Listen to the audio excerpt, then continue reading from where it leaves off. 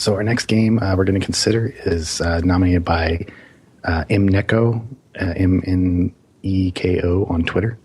And Mneko nominated Galaga, the coin-op, the arcade, the original, the classic, the original ripoff, right? So, I mean, we've all played Galaga. We all know Galaga. Everybody knows Galaga. It's probably one of the very few arcade machines you'd still see randomly. I often see him actually in a tandem arcade cabinet with Ms. Pac-Man also. Yeah. We'll have to get this off the table right away because everybody knows Galaga is, it's a Space Invaders clone. It's like an iteration on Space Invaders. We could hold that against it or we could not. I guess what I would say about Galaga is the best game of that fixed shooter genre, in my opinion. And you may disagree with me on that. I'd be more likely to go back to it than Space Invaders, honestly. Nothing against Space Invaders, but right. it's Space Invaders are old. There's like a big amount of like little arcade games on the side that might be better, but it's definitely like the most prolific and well regarded as like. Yeah, I mean, I guess what's another one? What's that? What was that one that had like it was like the stages of a rocket that you could you kind of had like these different. I can't. Yeah, well, you know what I'm talking about? It's like a different Gorf. It's not Gorf. Anyway, I can. They all blend into each other. I can't remember. There's so many of these, but the ones that people actually remember besides Space Invaders are, I think, Galaxian, which was the immediate predecessor to Galaga, which is much more. It was a lot more to Space Invaders.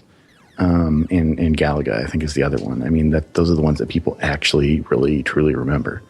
And I guess Gapless to a degree, but I don't know. I mean, I just feel like the thing about Galaga that we have to talk about is that it had the bonus stages. I don't think any one of those fixed shooters before it did that, to my knowledge. Yeah, there weren't in Galaxian. Yeah, I don't think so. Yeah, they weren't. They were not.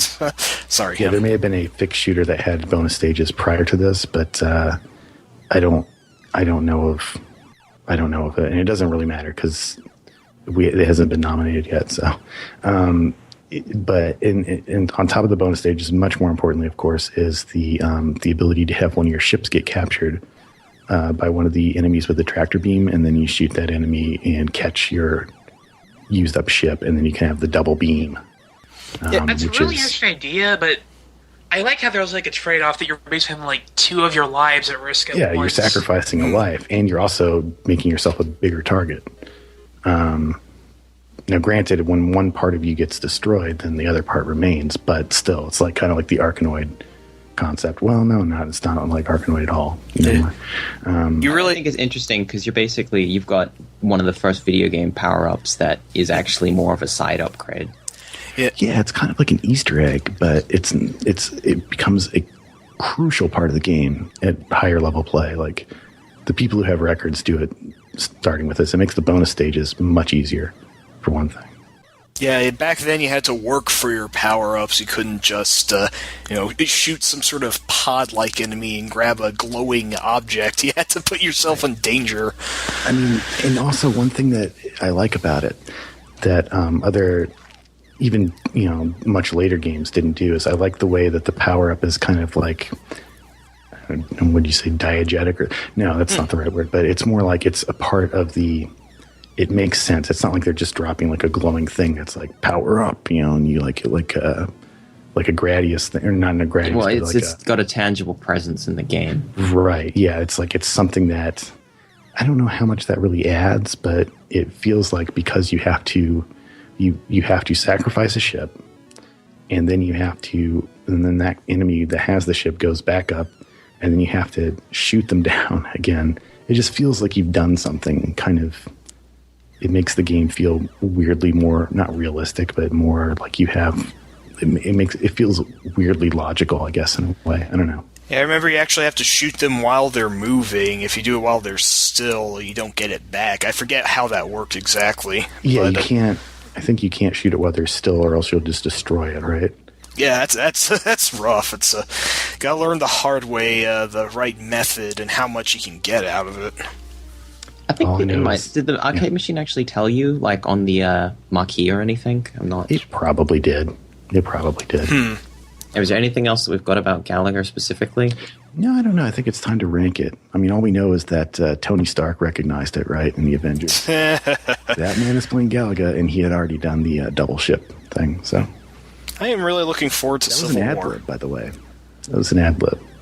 That was RDJ right off the dome. And then they filmed an extra scene showing somebody actually playing Galaga. That man is playing Galaga. Thought we wouldn't notice, but we did. So, okay, there's no question Galaga better than Technocop. No question it's better than Donkey Kong Country 3, G.I. Joe, Snatcher.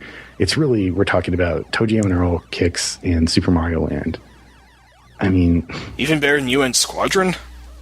Yes, I would say so. I would say so. Just in terms of what...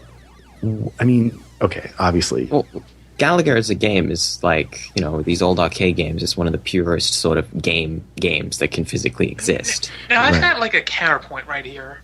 Go ahead. Galaga's a good game. I'm not going to deny that. But how much are we ranking it by its gameplay and not by its legacy? Value? Yeah. I mean, we have to kind of get this out of the way early because the truth is a lot of these games are not going to compare to a game that costs like $100 million to make and runs on modern computers that cost $3,000. No, I'd play Galaga more readily than the latest Call of Duty, I'll tell you that. I do play a lot of Galaga. Yeah, I got to admit, like, when I come... But, I mean, I'll say this. Like, I've got on the Namco Museum game for the DS, I think. It has, which is a great collection, by the way. If you don't have it, it's probably dirt cheap right now. And it's, although the resolution thing is kind of an issue because the screen sizes aren't the same as the DS screen, but it works really well. And it's a lot of fun to play Galaga on that. Yeah, I mean, but you could even say, like, in hindsight, like, people make games that are like Galaga, but better. Like, Cosmic Gate in the Retro Game Challenge. Yeah. That I think is... Yeah, I mean, in a lot of ways, it's better than Galaga. What about all the remakes they've done of Galaga, though? Because I know there's several. Yeah, there's Galaga 88 for PC Engine. I have that one. Yeah, I don't know. I mean, it doesn't really... I guess because it was just Galaga that was nominated, we don't have to really think too hard about whether any of those are better than it. But I feel like we do have to factor in historicity of these games, and how well they succeeded on their own terms.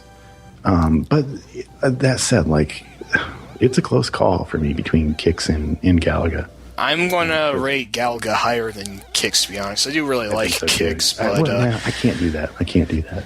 I really suck at Kicks. Galaga I can actually give a fighting chance. I'm going to rate Kicks higher just for originality. Okay.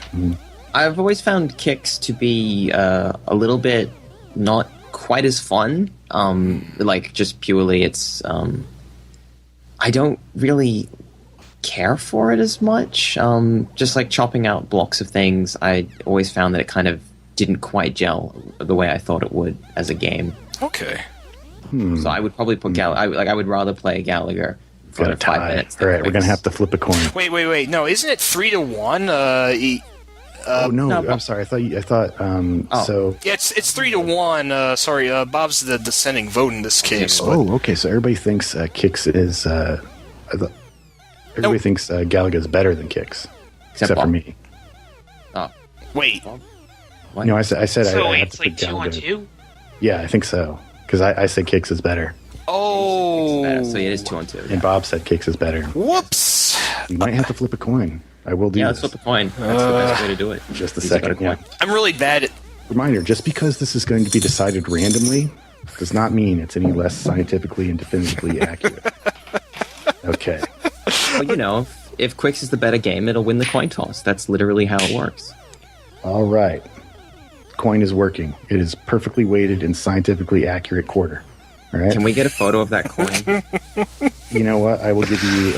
We'll get a 3D scan of it so you can confirm that it's exactly the right dimensions. I think that's the only You should buy it too, because that's what people do, right? What was it? Had everybody seen that show Going Deep with David Reese, where he did a whole episode on the optimal way to flip a coin? Darn, I haven't. I'm afraid. It is my favorite show on TV, and that is one of the best episodes. Yeah. Okay, so we're going to set up say the coin, and then someone else can call heads the tails. Heads is... No, you can't do that. It's got to be someone else, because you got the coin. Someone else has to call. Okay, that's true. That's true. Somebody else. Which is heads? Quicks. Quicks is heads. All right. Okay, so Quicks is heads. All right. Here we go. All right. I'm just going to let it fall. All right, so there's no manipulation. We could hear that. Like we could hear it. Ta-da! Up tails. So that puts Galaga on top, then, right?